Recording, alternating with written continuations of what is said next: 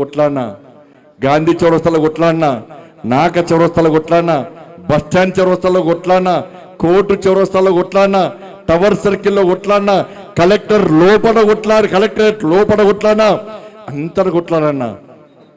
ఇలా చౌరస్తాలకు బ్యానర్లు కట్టానా, పోళ్లకు జెండాలు కట్టాలన్నా, బ్రష్ పట్టి వాల్ రేటింగ్ రాసినాక ఇలా జై శ్రీరామ్, జై భారత్ మాతకి జై అంటూ ఈ కరీంనగర్ మొత్తం చుట్టూ తిరిగినాక నా జీవితం మొత్తం కష్టాలే, నా జీవితం మొత్తం బాధలే అన్న.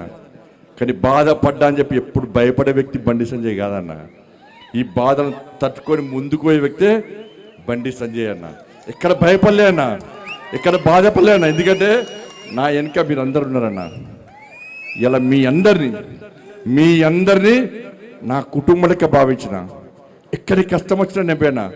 ఈ తెలంగాణ రాష్ట్రంలో 150 రోజులు 1600 కిలోమీటర్లు హార్ట్లో స్టెంట్ ఉందన్న. కానీ హార్ట్ ఫుల్గా యాత్ర చేస్తాను నేను. హార్ట్లో స్టెంట్ ఉన్నా హార్ట్ ఫుల్గా యాత్ర చేస్తాను.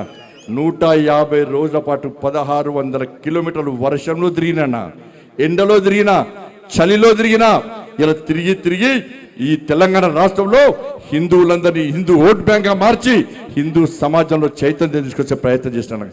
కళ్ళాల పోతే కాళ్ళు కొట్టిరన్నా, కార్లలో పోతే కార్లు వలగొట్టిర్రు, తల్లికాయలు వలగొట్టిర్రు, జైల్లోకి వేసిర్రు.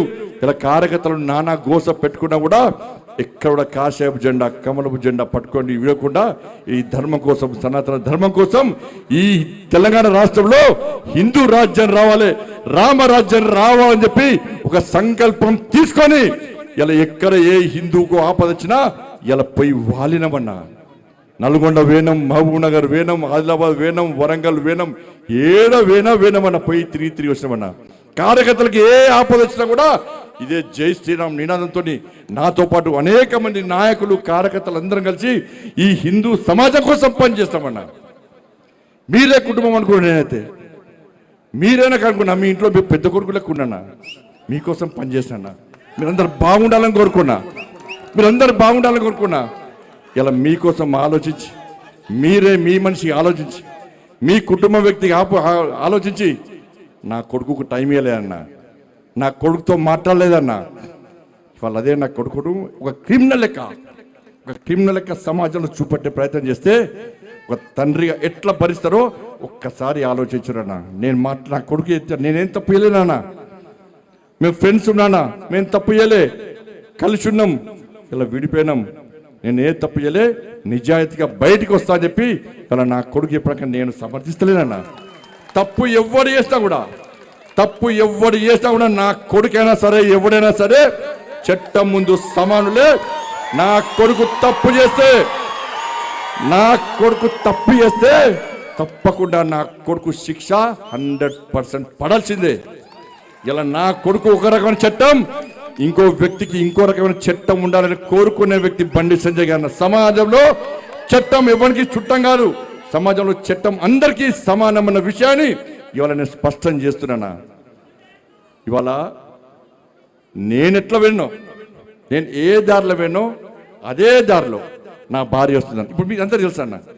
నేను మళ్ళీ ఈ నీళ్ళు కడితే మళ్ళీ కంటెంట్ అంటారు, అదో బాధ. మళ్ళీ ఏమి నాకు కంటెంట్ కాదన్నది. ఇవాళ నేను ఎట్లా పోతున్నాను మీకు మామూలుగా తెలుసు. నేను ఏ దారిలో పోతున్నానో నా భార్య కూడా నా దారిలో వచ్చిందన్న. మీకు మా భార్య ఉద్యోగం చేస్తుంది బ్యాంకులో ఉద్యోగం చేస్తే నేను అడిగిన, ఎందుకు లీవ్ పెట్టినామమ్మా అని అడిగిన. నేను బ్యాంకుకు పోతే నా బ్యాంకు కస్టమర్ కడుకోమని కార్యకర్తలు బ్యాంక్ వస్తారు అన్నది.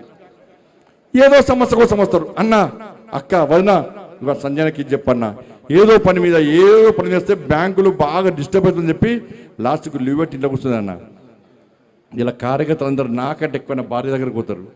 వదిన పెళ్ళి ఉంది, తృణమో ప్రణమో సాయం చేస్తుంది. ఉంటే వదిన బర్త్డే ఉంది, ప్రణమో సాయం చేస్తుంది.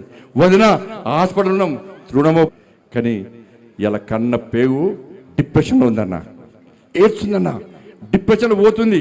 కనీసం సంజాయించే అవకాశం లేకుండా ఇలా ఇబ్బంది పడుతుంటే, ఇలా మా కుటుంబం మీద పరోక్షంగా ప్రత్యక్షంగా ఇట్లా దాడి చేస్తుంటే ఇలా ఏ విధంగా ఒక తల్లి భరిస్తుందో ఒక్కసారి ఆలోచించుడన్నా. తల్లడిల్లిపోతుందన్న, డిప్రెషన్లో పోతుందన్న. ఇలా లాస్ట్కు అవన్నీ చూస్తుంటే, అరే ఒక్క సంఘటన, నా కొడుకు సంఘటన మమ్మల్ని ఇబ్బంది పెడుతుంటే 29 మంది